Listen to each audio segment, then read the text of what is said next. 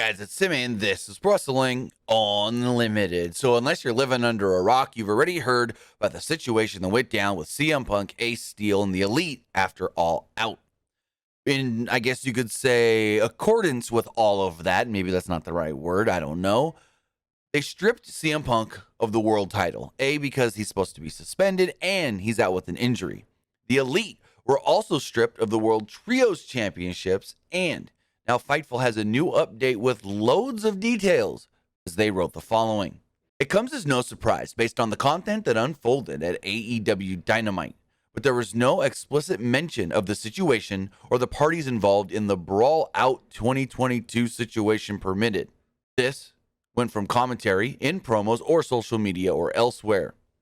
In the days followed, the recalling of the stories, those that have been in touch with CM Punk and Ace Steel have softened on the stance that the Young Bucks definitely kicked down the door. Instead, they followed up with the idea that they could have kicked, shouldered, or otherwise forced their way in.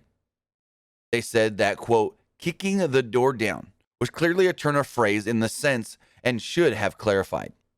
The reason given was that Punk didn't feel like talking to anyone, and he was either getting medical attention or had just been given it to take care of his cut. The side has also varied on what they've said caused Ace Steel to begin biting and throwing chairs, going from his wife being near to him believing Omega was attacking CM Punk when he was trying to pull Punk off one of the Young Bucks. We have to reiterate, the accounts of the fight are widely different from each side, and even in different versions of each side, and shouldn't be taken as gospel. These are just what have been relayed to people close to them.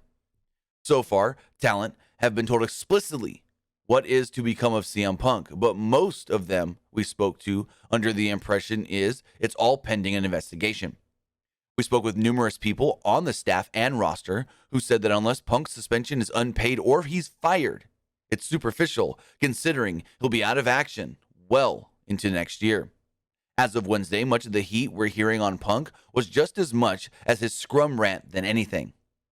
Punk had long been rubbing the locker room the wrong way, but one source said that blaming him for all the locker room issues of late simply was not fair, as they had reached an all-time high when Punk was gone.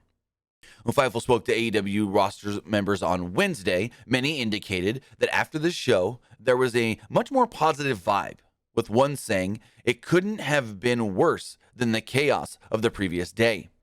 The same source said the situation was, quote, out of sight, out of mind, for plenty of the roster who just wanted to show up and work.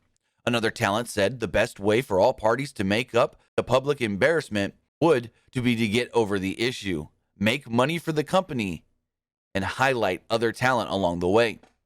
We're told that as of Tuesday, much of the roster didn't know what they were going to be allowed to say or if they could address it, and some of their content had to be adjusted accordingly.